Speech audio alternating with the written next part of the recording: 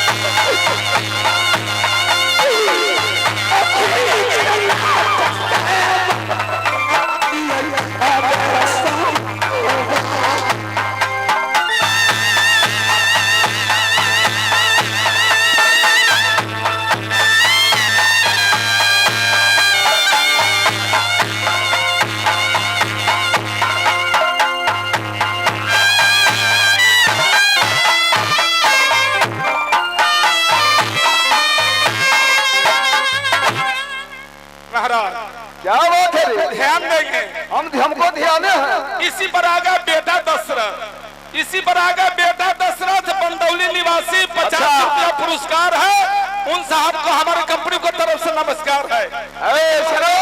एक हिंदी में समझ लिया जाए बात। क्या हिंदी में समझागा? पर नारी पर, अच्छा, पर नारी को अपनाने वाले को सर कट जाता है, अब पर पुरुष को अपनाने वाले को नाक कट जाता है। जैसे रावण पर नारी पर हाथ लगाया, उनको सर कट गया। सुपनेखा पर पुरुष को अपनाने के लिए चाहा तो उनको नाक कट गया। अपना जांच कर रहे हैं महाराज।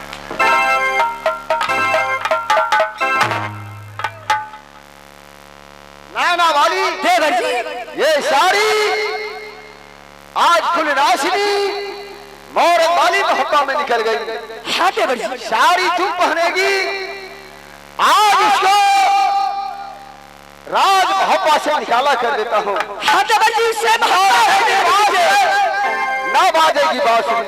देवजी मोहब्बत के नाम बता दिए, उसको रहना यहाँ माना है। देवजी ये साड़ी मैं पहनूंगी। क्या नहीं सोना? इसी पर आ गया लालन महतो। लालन महतो बंदौली निवासी ₹50 पुरस्कार है। और साहब को हमारे कंपनी को तरफ से नमस्कार है। महाराज क्या बात है, हिंदी में समझने की बात है।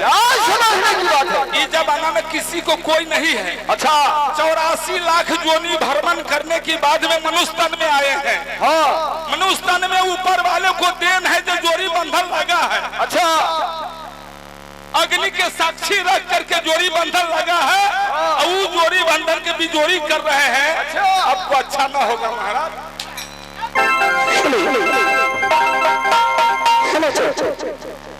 आज इस फुलराशिनी को मैं मोहब्बत से निकाला करता हूँ।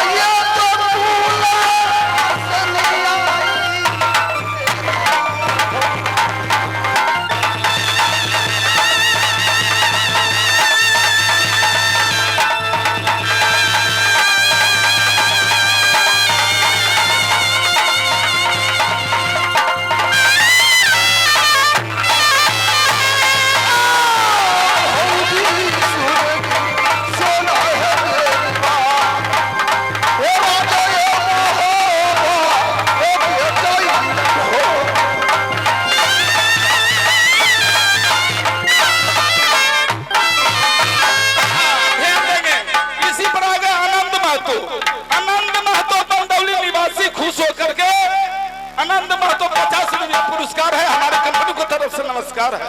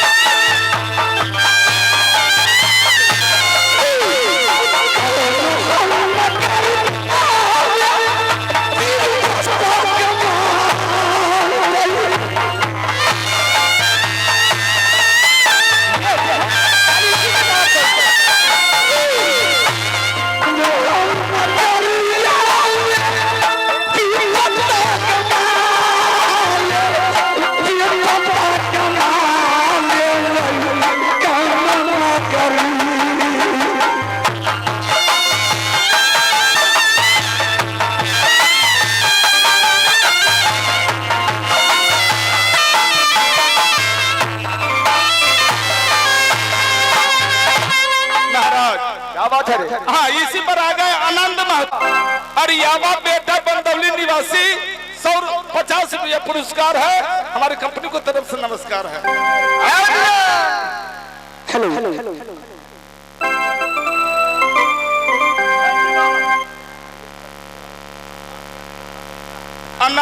आनंद महतो पिता ललन महतो बंदौली निवासी पुरस्कार है। भाभी सोना नाना आज चलो चलो भाभी नजर होगा ना नहीं देवर जी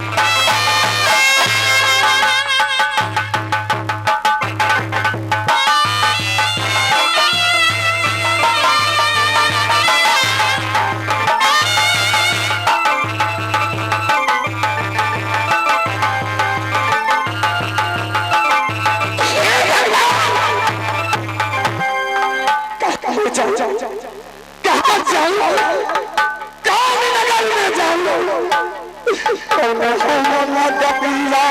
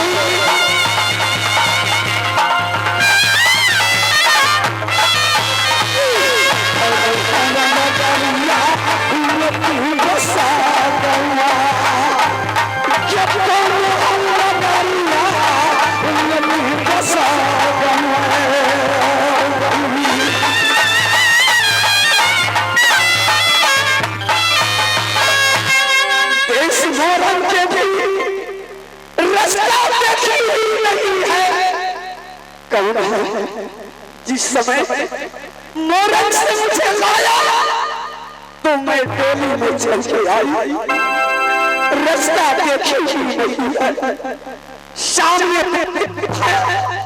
माँ गंगा माँ गंगा कैसे प्यार हो गंगा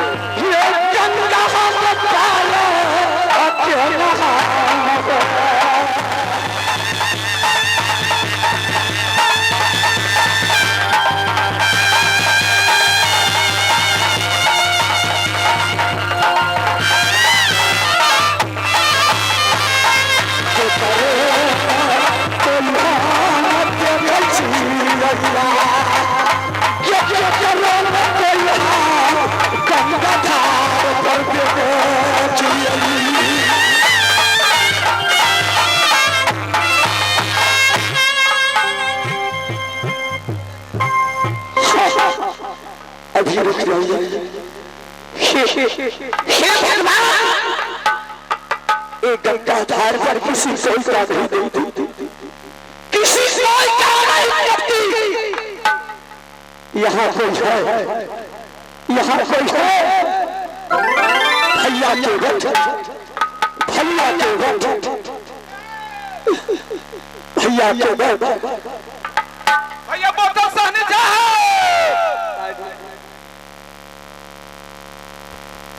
भैया बोतल सहने कौन आदमी है यार?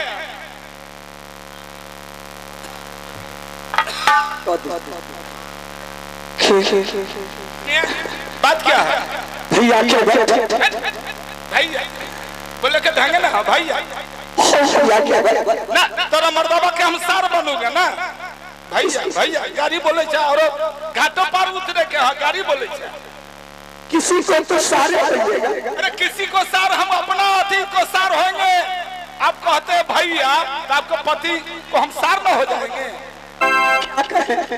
सिर्फ कहिए केवट जी जो काम है वो बतलाइए। के बेटे जी मुझे पार होना है, पार होना है।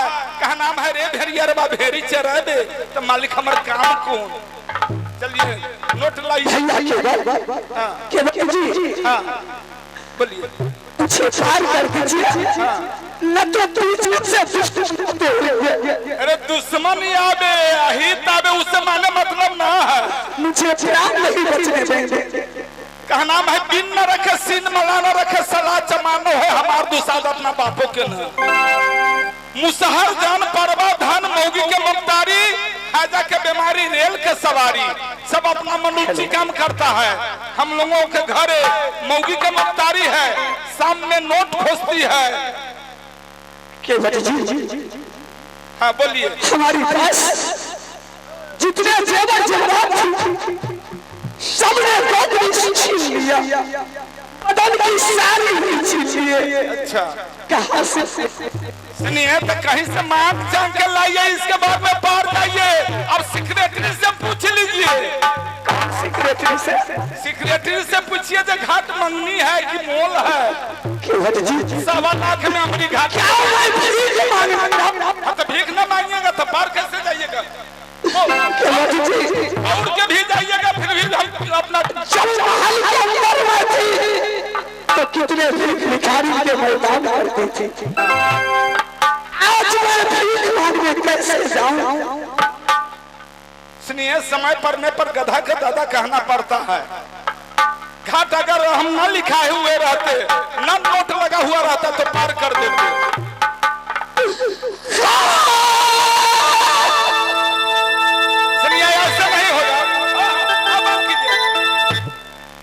भीख मांगे छा रोब से न चौक पर बैठ के भीख मांगे छा कि गांव में जावा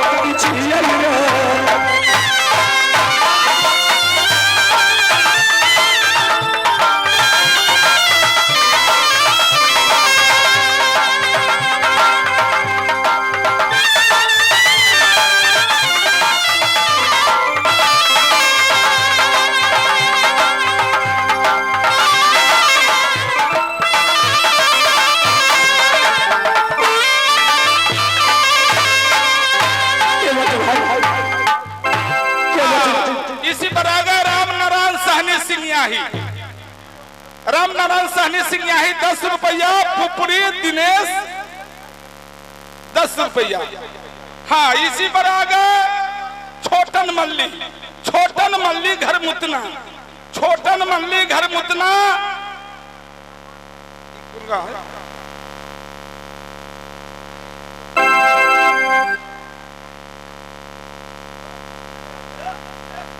हेलो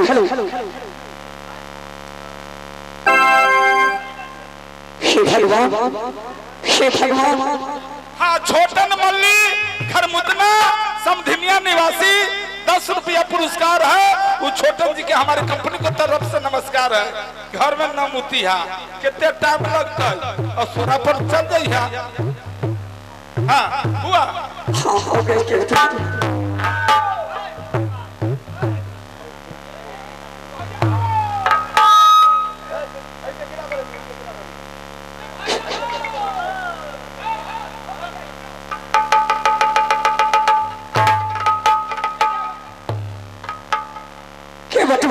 अरे मर्दे बड़ी भोरे भोरे एगो पैसेंजर फंस गेलो है, भागे चोर के पादे न था। अई बेरी अपना सबके नना एको गो मुसाफिर होइत रहलो, आई आ गेलो है।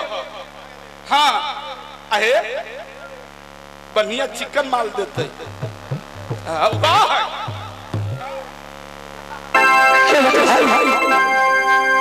जल्दी जगंगा हमरा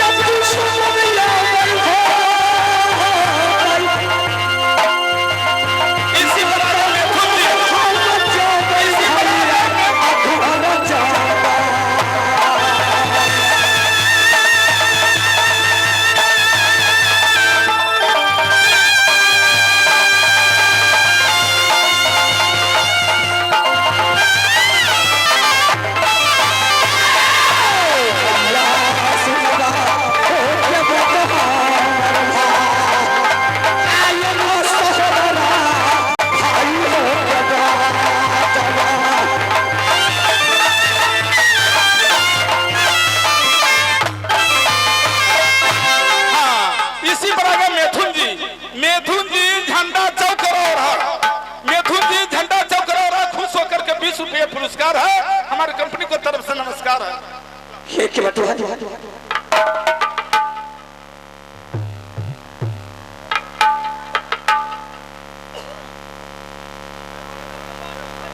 हाँ, इसी पर आ गए रामफल राम लड़गामा खुश होकर के 100 रुपया पुरस्कार है। उन साहब का हमारे कंपनी को तरफ से नमस्कार है।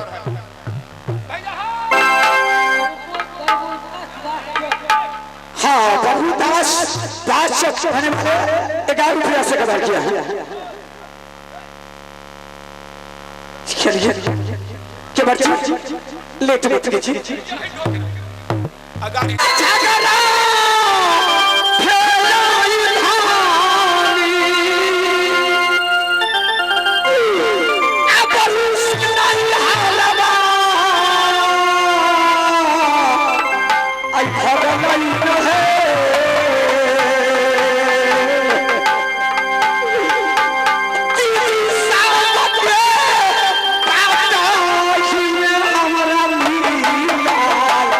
Come on,